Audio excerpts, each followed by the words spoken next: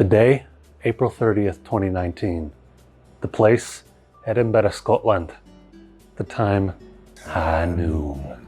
My friends and I had just taken a wonderful walking tour of the city with a tour guide named Angus, who, besides being a great tour guide, was also at certain points in his life a banker, a sailing instructor, and an actor. He also admitted to us multiple times that he had done cocaine, perhaps quite recently, and later that night invited my friends to an orgy. But enough about that very fascinating man. This story is about me, and how on a whim I decided to take an overnight train ride to a new place in a country I had never been to before with only my clothes on my back, my phone, and my wallet to play golf. After our wonderful tour, my friends and I proceeded to a local restaurant to sample some of the native cuisine. One of my friends got some haggis, one got some black pudding, and I got a cheeseburger, because I'm American. While I was watching my friends wrestle with their mysterious new foods, I got a call from my dad back in the States. He said, "Hey, I know you're probably pretty exhausted, but while you're in Scotland, you should maybe try to play the Old Course at St. Andrews." Now, if you don't know, the Old Course is probably the most famous golf course in the entire world. People like Tiger Woods, Jack Nicklaus, Nick Faldo, Bobby Jones, Sam Snead have all won tournaments at the Old Course. It is a very big deal in the golf world.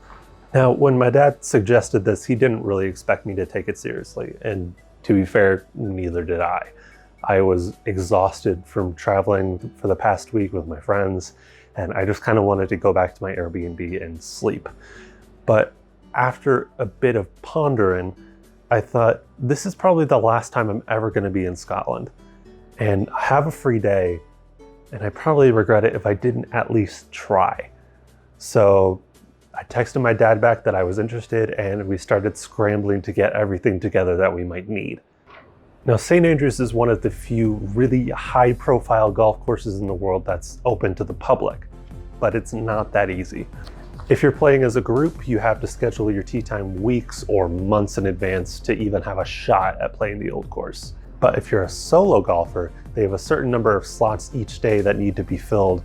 Whether it's a group that only has 3 and could use a 4th, the solo golfer can just slip right in there, no problem. These slots are limited and in extremely high demand, so golfers will often show up at 5 a.m. or earlier if they want to get a chance at playing the Old Course. So that's what I planned on doing.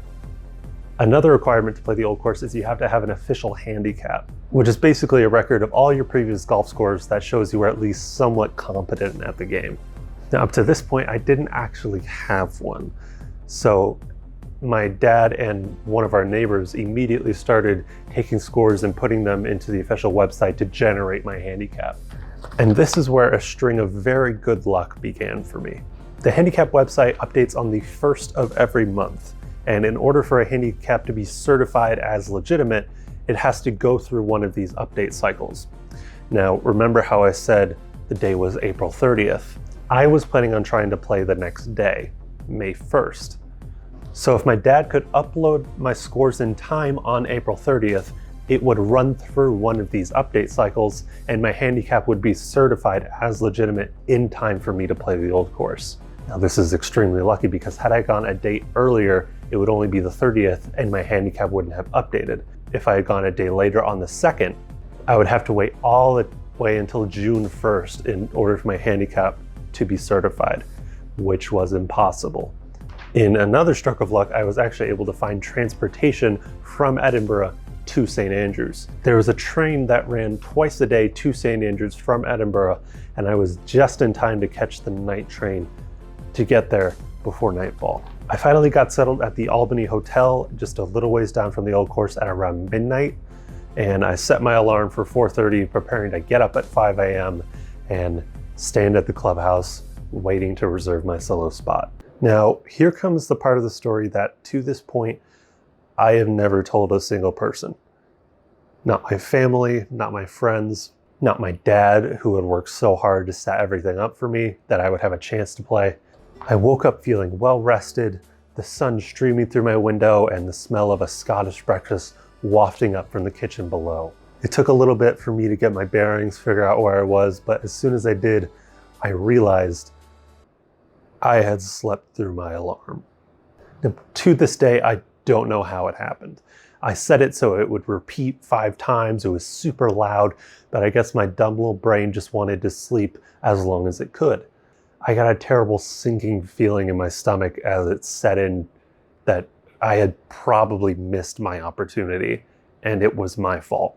I started swearing at myself, which isn't too out of place in Scotland, and scrambling to gather all my things from my room and race out the door as fast as I could. As I walked past the 18th green towards the clubhouse, I was already resigned to the fact that I had blown it, I missed the opportunity, and I started trying to come up with excuses for why it had happened and how, oh, it wasn't my fault, something went wrong. So as I walked into the clubhouse, I expected nothing. I walked up to the guy at the desk and dejectedly asked if by any chance there are any open spots left for solo golfers. And to my complete and total surprise, my lucky streak continued, and there were. I got a tee time for 5 p.m., which yes, was late in the day, but I did not care. I was just happy I got a tee time. And it left me about 8 hours to explore the city of St. Andrews. I was going to be playing the old course. I walked out of the clubhouse in a daze, just kind of stunned at what had just happened and what was about to happen. So I decided to go to the only place I knew that could bring me back down to earth, Tesco, where my streak of good luck reached its apex. The St. Andrews Tesco had an entire pack of custard creams for only 36 pence. I don't think I can exaggerate just how crazy this is. One pack on Amazon is currently selling for $11.99. Doing some quick maths, that means I could buy 24 packs back in St. Andrews for the same price as one pack on Amazon here in the US. I bought 2, for I am only one man, and I can only take so many custard creams before I die. And my good luck continued again. The weather was not typical of Scotland. It was fantastic. It was maybe like 60 degrees. It was very low wind, which is very unusual, and it wasn't raining at all. It was even sunny for part of the day. And so it was a beautiful day just to explore the town and get ready to golf. But enough about all those superfluous circumstances. It's time to whack some balls. I rented some clubs and shoes and headed to the first tee, where I met my caddy named... I don't remember his name, but he was cool. He had a really awesome Scottish accent, and he was super knowledgeable about the course and its history, and he was generally really helpful during my round. I don't think I could have done nearly as well without him. We teed off promptly at 5 p.m. and I started poorly. My first drive skimmed and bounced off the ground and just kind of rolled, and it went about 200 yards, which isn't awful, but it's not the kind of start I wanted. I ended up double bogeying the first hole and quadruple bogeying the second. It definitely wasn't the start I was hoping for, but I couldn't be too upset because I was using new clubs on a new course and I hadn't played golf for over 9 months. So it was okay. Now, here's where my memory gets a bit fuzzy. I was so wrapped up in the environment and trying to stay in the moment, I kind of forgot my scores. I was just too busy paying attention to the gorgeous scenery, the environment, and just trying to have a good time while I was there. I know from some texts I sent my family members during that I went +3 over the next 3 holes, which I think went double bogey, par, bogey, but I'm not 100% sure. I think I bogeyed hole number 6, but then I went on a crazy run. I parred 7, 8, 10, and 11. I also triple bogeyed 9, but that's not super important right now. I parred 4 holes in a 5-hole stretch on the old course at St. Andrews, and that to this day has had a permanent effect on my ego. I finished the front 9 with a 49, which given the circumstances, I was extremely happy with. The par on number 11 in particular was one of the highlights of my day. It's about a 165-yard par 5 with a crazy hilly green tucked in and around some hills and bunkers. I hit a beautiful 7-iron to within about 20 feet and 2-putt for a par. Now, holes 12 through 16 are honestly just a complete blur to me. My guess is I was +7 through those holes, although I might have been +8. But I'm feeling pretty good today, so let's go with +7. I do remember the final 2 holes because they're some of the most iconic holes in all of golf. Starting on the road hole, which looks like this, you start here and had to hit your drive over this building to land it somewhere in the fairway.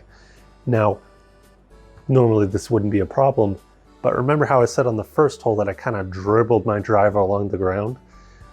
Well, that was happening all day. For some reason with these clubs, I could not get the ball off the ground.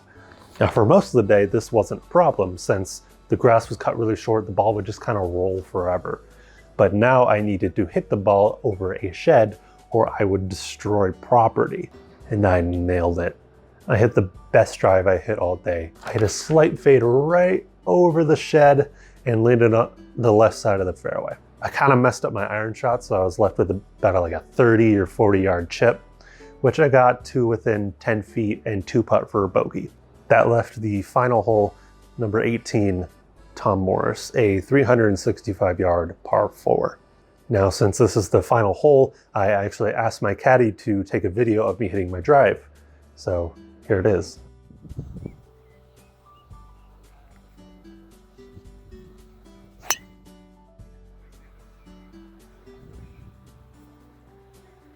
That shot left me with about an 80 yard wedge shot, which I nailed because I'm a gamer. My putt to birdie the final hole on the old course at St. Andrews was about 8 to 10 feet uphill and a little bit right to left.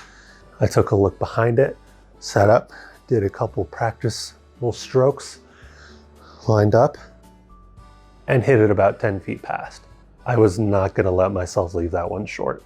Thankfully, I hit the putt on the way back to get a par on the final hole, which left me with a score of 93, I think, which I was ecstatic with. I was super happy. I thanked my caddy and almost accidentally didn't tip him because I was confused. I had to give him a 50 euro note instead of a 50 pound note. I think he probably still hates me for that. Then I returned my gear and headed back to the place it all started, Tesco, to grab a 3-pound meal deal and some more of those delicious custard creams. Thank you, Tesco.